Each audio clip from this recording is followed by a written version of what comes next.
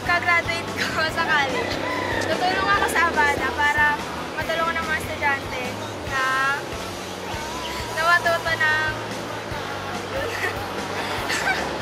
ng good values.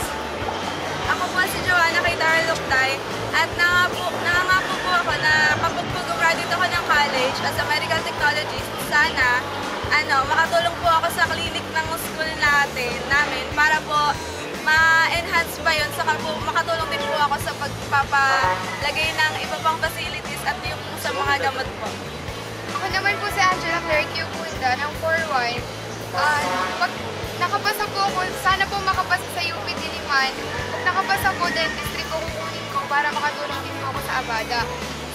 Hindi ko po makakalimutan yung Abada. Sigurado po kahit anong mangyari, kahit successful na ako, babalikan ko pa rin to. At papatunayan ko na hindi porket taga-Abada na minamaliit nila, kaya rin namin gawin yung ginagawa ng kahit public lang kami, kaya namin makipagsabayan sa mga private school.